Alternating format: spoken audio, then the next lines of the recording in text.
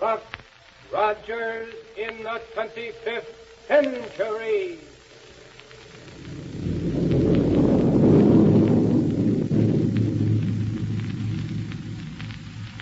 Buck Rogers is on the air, brought to you by the makers of Popsicle, Fudgsicle, and Creamsicle, those delicious frozen confections on a stick.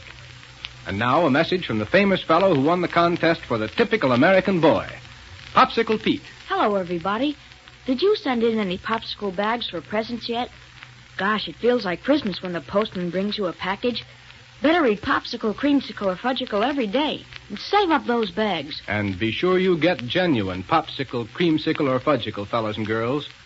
Those names must be printed right on the bag if you want free presents. And if you want to get frozen confections that are extra delicious and extra big, genuine Popsicle, Fudgsicle, and Creamsicle. My, are they good, and good for you. When you're tired, they pick you right up because they're full of nourishment, full of energy, and so refreshing. Oh, boy. Do they taste delicious? Sure they do, because they're made fresh every day of the finest ingredients, made only by the best ice cream manufacturers in town, the biggest 5 cents worth anywhere. Yeah, man. Say, kids, ask at your ice cream store for a free illustrated Popsicle gift list. A free coupon comes with it, worth 10 bags. And now let's get back to the thrilling adventures of Buck Rogers in the 25th century. And let's see. Cain and Aardala, you remember, sent Black Barney out from their secret headquarters to get supplies. Buck and Wilma, meanwhile, have been following Cain's old rocket trail toward the ruins of ancient Philadelphia. But as we pick up our story tonight, we find that the trail has suddenly stopped. Let's join Buck and Wilma there in the control cabin of their rocket plane. Here we go, 500 years into the future.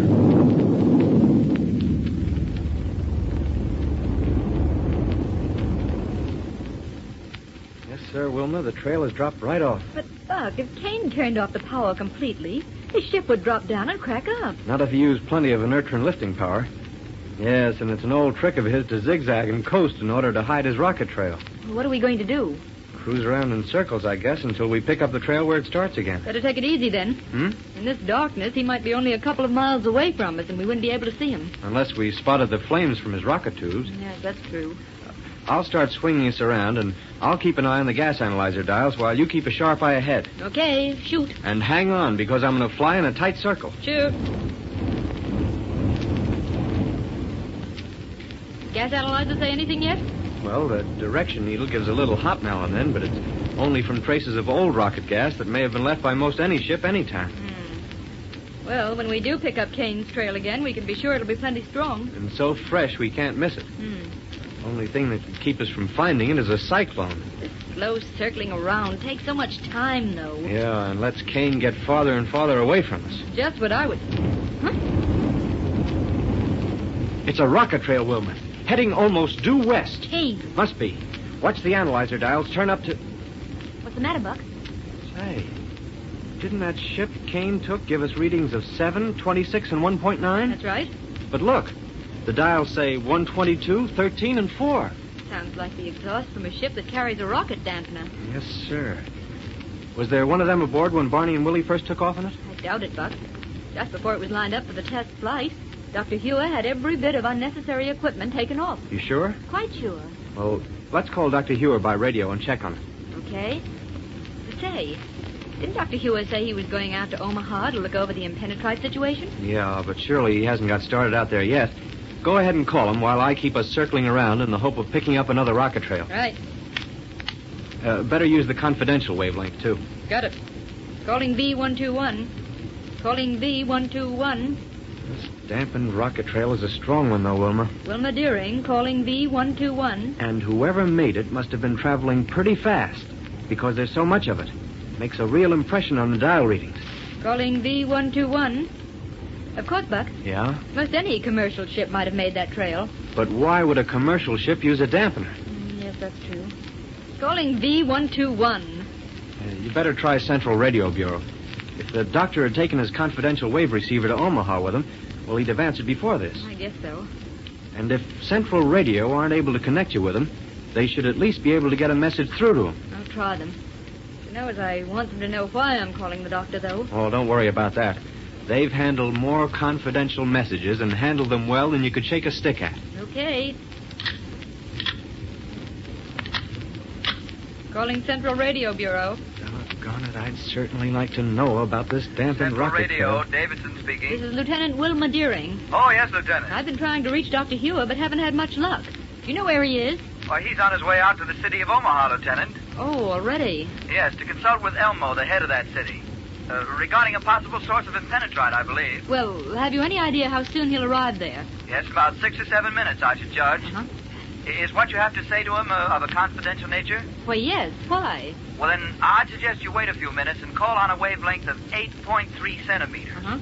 Yes, that'll get your call directly to Elmo's office without danger of interception. Well, thank you very much. I'll do it. Signing off. Signing off. You hear that, Buck? Yeah. Give the doctor time to get there and then call him. Right. Meantime, we'll just keep circling around and hope and pray the gas analyzer will pick up the trail we want.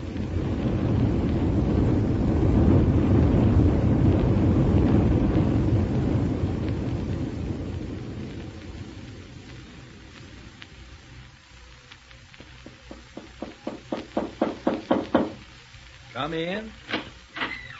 Well, good evening, Elmo. Why, Dr. Heur. Great day. I'm glad to see you. It's good to see you again. And how are you? Splendid, thank you, sir. Sit right down and be comfortable. Thank you. Before we go any further, let me congratulate you on the way you've been handling things here in Omaha. Aye? Yes, indeed.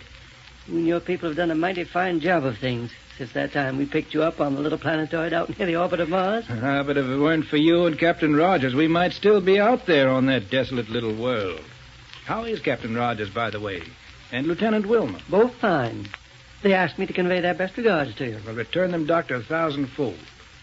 And when are those two coming out here to visit me? Well, not for some time, I'm afraid. Oh, engaged on another thrilling trip into interplanetary space? No, Elmo. No, something far more important than that. Really? What? Well, please remember that what I tell you is in the strictest confidence. Oh, most assuredly, Doctor. Have you ever heard of Killer Kane and Aardala? I certainly have, sir.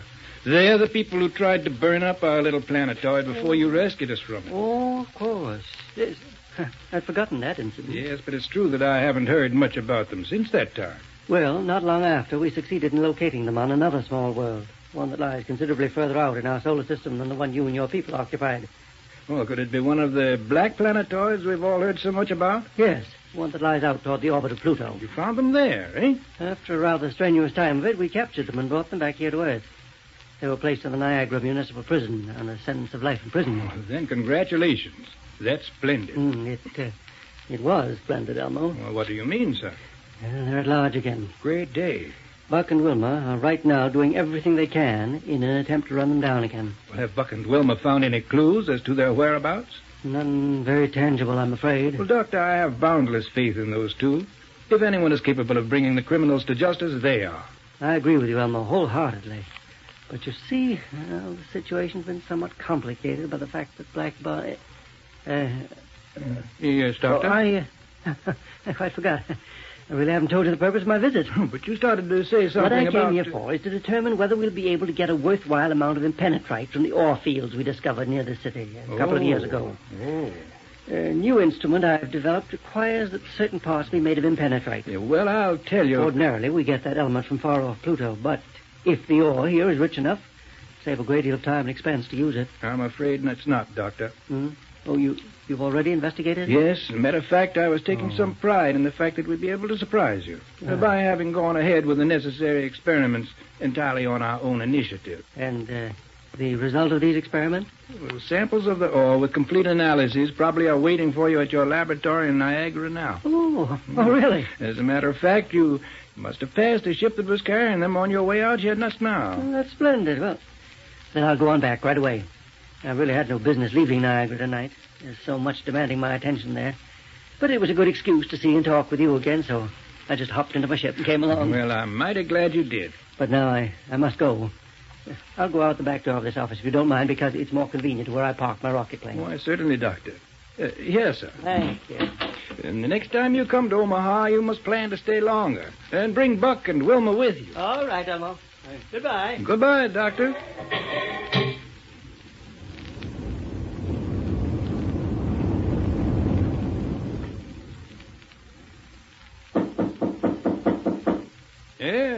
Yes?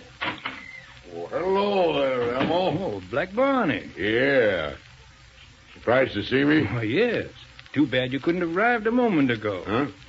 Well, Dr. Heur just left. What was he doing here? Well, really more of a visit than anything else. At least it turned out that way. Oh. What can I do for you, my friend? Well, Elmo, I'm on what you might sort of call official business. Yeah. Maybe you don't know it, but Killer Kane and Aardala, Yes, you know... I know. Dr. Heur just told me about them. Oh, he did? Yes. Well, did he tell you I'm out looking for him? No, I don't think so. Well, I am, see? And I gotta have a lot of equipment and stuff. Can you give me it? Well, I'd be glad to. Okay. I got a ship parked out front so as we can start loading the stuff and things onto it right away. Your men can pick out my ship on account of it has a rocket dampener onto it. Well, yes, of course. Now, first I gotta have a battle cruiser and a long-range atomic disintegrator, paralysis rays and rocket guns, and a lot of other stuff.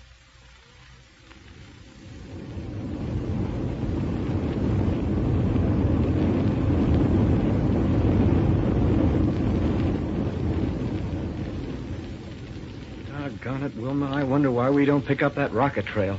I mean the right one. Well, Buck, Yeah? you suppose Cain could have done something to Barney's ship that would make it leave the kind of trail we found? Sure, it's possible. It's much more likely, though, that the ship has a rocket dampener on it we don't know anything about. But say, isn't it about time you put through that call to Dr. Heur to check up on it? Oh, yes, I guess. What's the matter? Nothing, but directly below us. What? The ruins of ancient Philadelphia, where Professor Smith, the mad scientist, had his headquarters. By golly, Wilma, I wonder. Just what I was thinking. Yes, sir. Hang on while I swing it. Buck Rogers No, listen. calling. Buck Rogers. It's Dr. Heur. I'll take it.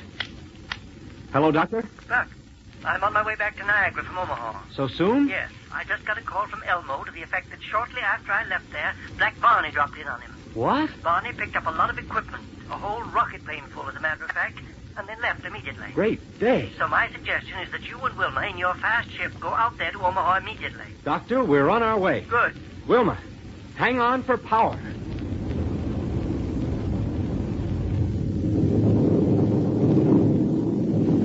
Well, chasing out there after Barney really getting somewhere. But I'm certainly sorry that it didn't stop and investigate the old headquarters of Professor Smith. Gee, some excitement. Do I feel warm? Wish I had a great big frozen fudgsicle. Say, can you imagine anything better than that creamy chocolate fudge frozen ice cold on a stick? Well, I can't. And fellas and girls, what's the best, purest, biggest nickel's worth you can get? Right, a Fudgsicle. Delicious and full of healthful energy.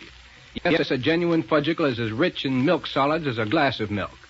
Swell to eat, easy to digest, and made fresh every day. Don't forget to save bags from Fudgsicle, Popsicle, and Creamsicle for those wonderful free prizes. Cameras, dolls, sweatshirts, and just lots of other things. Listen, kids.